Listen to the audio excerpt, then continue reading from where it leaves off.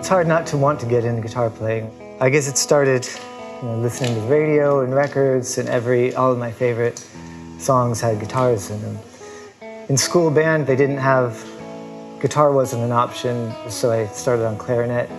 And then as soon as I got the chance, I made the leap over to the drum section.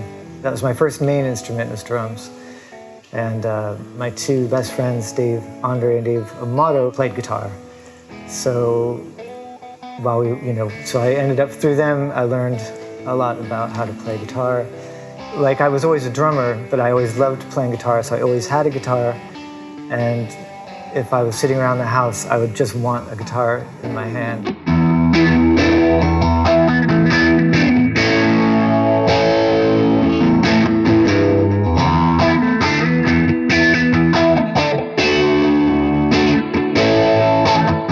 I guess the first LP record that I bought with my own money would have probably been AC/DC Back in Black. That probably shaped a lot of what I think of as a good guitar tone. That record. It still sounds amazing now. It's unbelievable. It's just magic.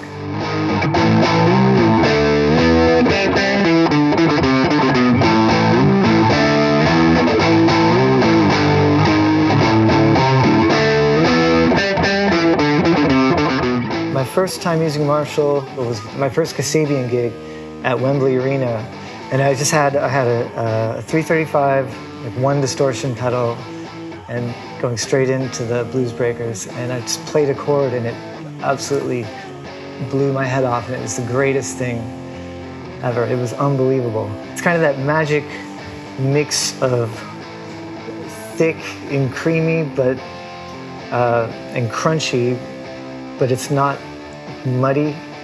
And the high end, a lot of times on an amp, especially amps with a lot of gain, they can be kind of piercing and not that pleasant. They just cut through your head like a dentist drill. But the Marshalls, the high end is just clean and clear, and it actually feels nice in your ears until you put on a fuzz.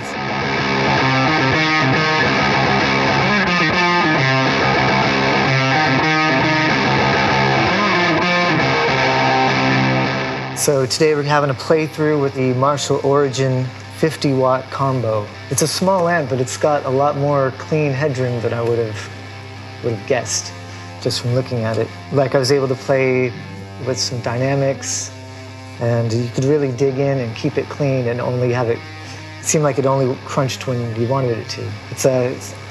It's a pretty intuitive setup. I like this tilt feature a lot. Sometimes you're not sure whether to go bright channel or the other channel, and this one you can sort of dial it right in between, so you don't have to try to find other ways to get enough brightness.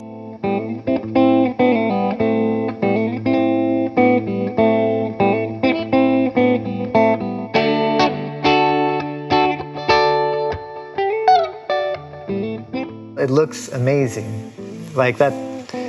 It just looks like an amp that you want to play through. It's like when you see a pizza coming out of the oven, you're like, oh yeah, I can't wait.